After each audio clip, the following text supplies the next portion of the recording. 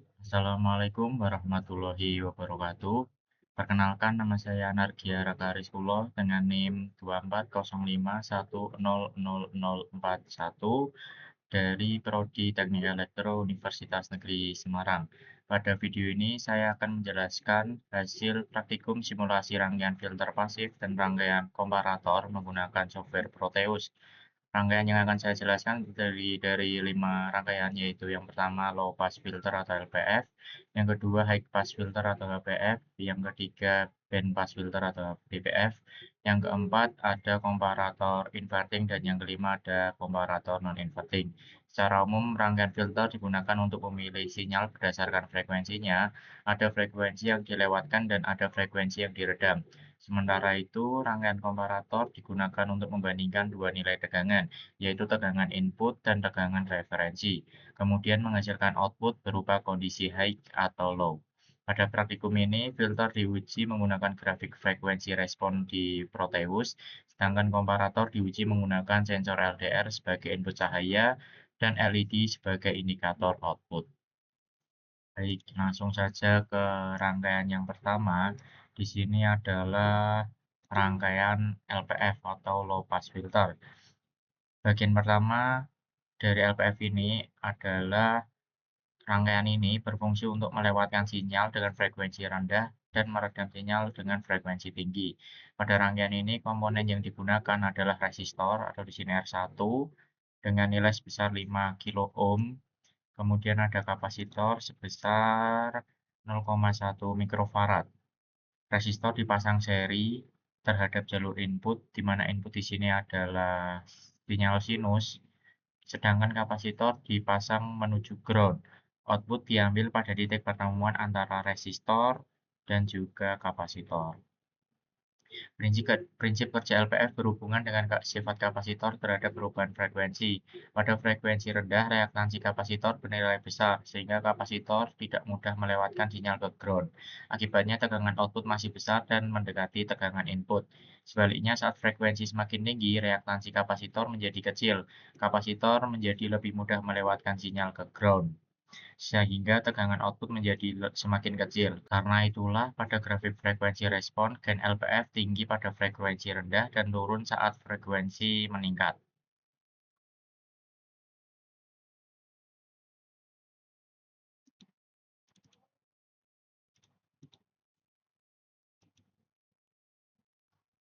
Pada grafik frekuensi respon terlihat bahwa pada frekuensi rendah, gain berada mendekati 0 dB, artinya sinyal masih dilewatkan dengan baik. Namun setelah melewati daerah sekitar 300 Hz, grafik mulai turun. Ini menunjukkan bahwa sinyal frekuensi tinggi mulai diredam.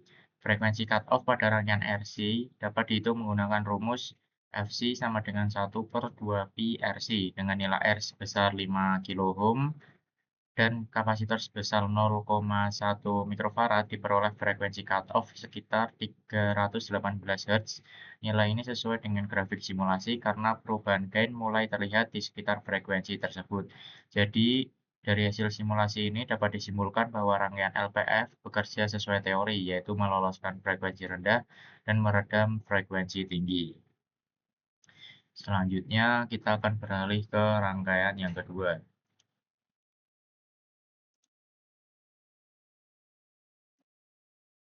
Selanjutnya adalah rangkaian dari high pass filter atau HPF. Rangkaian ini memiliki fungsi dari kebalikan LPF, yaitu melewatkan sinyal frekuensi tinggi dan meredam sinyal dari frekuensi rendah. Pada rangkaian HPF ini, kapasitor di sini C1 sebesar 0,1 mikrofarad, kemudian dipasang secara seri pada jalur input, yaitu input sinyal sinus, sedangkan resistor atau R1 dipasang sebesar 5 kilo ohm dipasang menuju ground. Output diambil tetap sama, yaitu di antara kapasitor dan juga resistor. Prinsip kerja HPF juga dipengaruhi oleh reaktansi kapasitor. Pada frekuensi rendah, reaktansi kapasitor besar sehingga kapasitor seolah-olah menghambat sinyal untuk masuk ke output. Akibatnya tegangan output kecil dan gain berada pada nilai rendah. Namun saat frekuensi meningkat, reaktansi kapasitor menjadi kecil.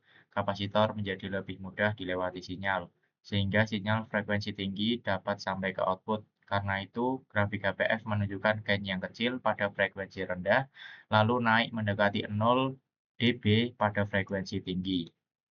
Berikut grafik dari HPF. Pada grafik ini, frekuensi respon HPF terlihat bahwa pada frekuensi rendah, gain sangat kecil. Ketika frekuensi dinaikkan, gain meningkat secara bertahap sampai akhirnya mendekati 0 dB. Karena nilai resistor dan kapasitor yang digunakan sama seperti LPF, yaitu R sebesar 5 kilo ohm dan J sebesar 0,1 mikrofarad, maka frekuensi cutoff teoritisnya juga sama, yaitu sekitar 318 Hz. Perbedaannya terletak pada karakteristik kurvanya. Pada LPF, sinyal dilewatkan sebelum frekuensi cutoff dan diredam setelahnya, namun jika pada HPF ini, sinyal diredam sebelum frekuensi cutoff dan mulai dilewatkan setelah melewati frekuensi cutoff-nya. Dengan demikian, hasil simulasi high pass filter juga sesuai dengan teori, yaitu meloloskan frekuensi tinggi dan meredam frekuensi rendah. Baik, untuk yang selanjutnya, yaitu rangkaian ketiga ada rangkaian BPF atau band pass filter. Rangkaian BPF sendiri berfungsi untuk meloloskan sinyal pada rentang frekuensi tertentu, sedangkan frekuensi yang terlalu rendah dan terlalu tinggi akan diredam. Pada rangkaian ini, BPF dibentuk dari gabungan dua rangkaian filter, yaitu bagian high pass filter dan juga low pass filter. Bagian awal rangkaian, yaitu yang pertama ada C1, di sini sebesar 160 nanofarad, dan R2 atau resistor, di sini sebesar 50 kilo ohm. Berfungsi sebagai pembentuk batas frekuensi bawah. Setelah itu bagian R1 sebesar 13 kilo ohm dan C2 di sini kapasitor kedua sebesar 3 nanofarad, berfungsi sebagai pembentuk batas frekuensi atas. Dengan susunan seperti ini, frekuensi rendah akan diredam oleh bagian HPF di awal rangkaian. Kemudian frekuensi tinggi akan diredam oleh bagian LPF di akhir rangkaian. Akibatnya hanya frekuensi di daerah tengah yang dapat dilewatkan. Nah, ini di sini adalah bagian C1 dan R2. Di sini adalah yang menentukan batas bawah dari band pass filter ini sendiri.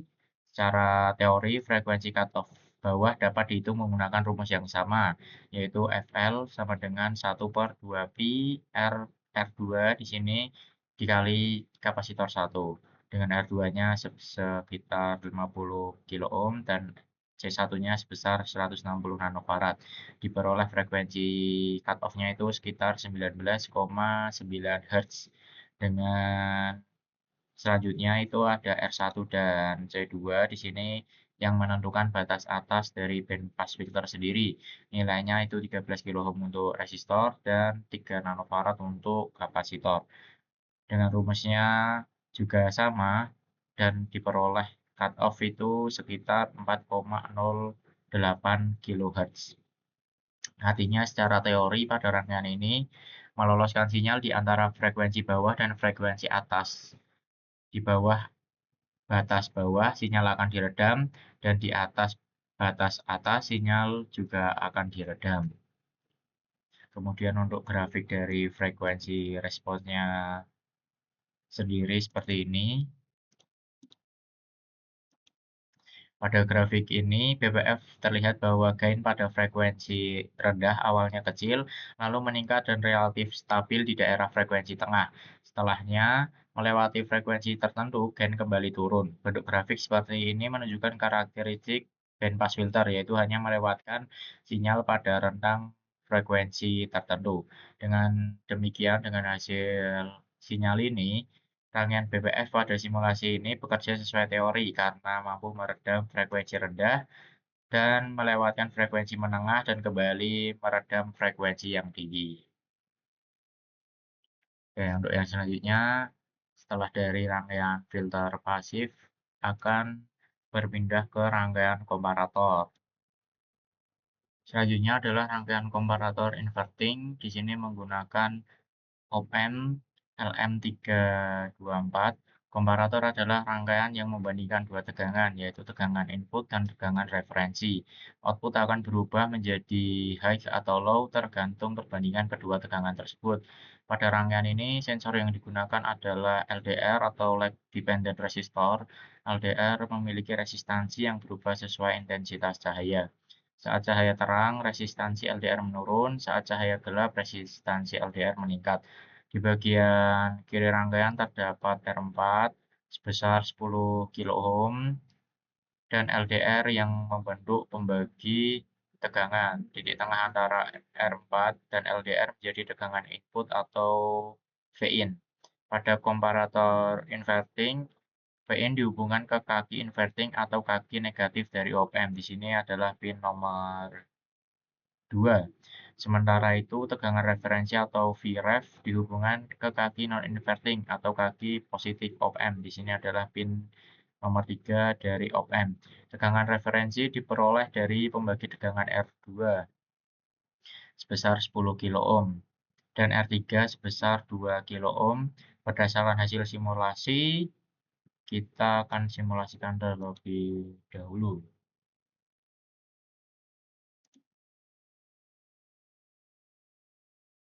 Ini pada saat kondisi pertama ya, di mana senter berada di kondisi jauh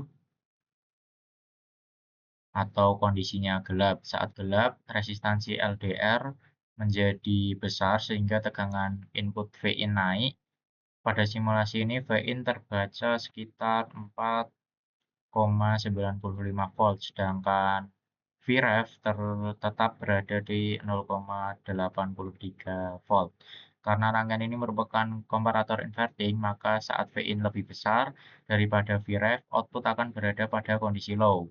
Hal ini terlihat dari nilai output sekitar 0,49 volt karena tegangan output rendah, LED tidak menyala. Jadi untuk komparator inverting sendiri pada kondisi gelap, Vin lebih besar dari Vref, output low dan LED mati. Kemudian di kondisi kedua, jika lampu senter sangat dekat, LDR saat terkena cahaya, resistansinya menurun sehingga tegangan input Vin ikut turun. Pada simulasi ini, Vin terbaca sekitar 0,24 volt, sedangkan Vref tetap berada di 0,83 volt. Karena Vin lebih kecil daripada Vref dan Vin masuk ke kaki inverting, maka output op-amp menjadi tinggi atau high. Pada simulasi, Vout terbaca sekitar 4,51 volt. Nilai ini cukup menyalakan LED sehingga LED yang berwarna hijau ini dapat menyala. Jadi pada komparator inverting, output berlawanan terhadap kondisi Vin. Saat Vin tinggi, output rendah. Saat Vin rendah, output tinggi. Inilah alasan konfigurasi ini disebut inverting atau membalik. Bagian terakhir ada rangkaian komparator non-inverting. Secara komponen, rangkaian ini hampir sama dengan komparator inverting. Komponen yang digunakan tetap masih sama, yaitu op-amp LM324, LDR, resistor, dan bagi tegangan, LED, dan resistor pembatas arus. Perbedaan utamanya ada pada posisi masuknya tegangan input dan tegangan referensi. Pada komparator ini atau non-inverting, Vin dari sensor LDR dihubungkan ke kaki non-inverting atau kaki positif op-amp. Yang di sini pada input nomor 3, di mana jika di komparator inverting tadi, dari sini masuknya ke pin yang nomor 2.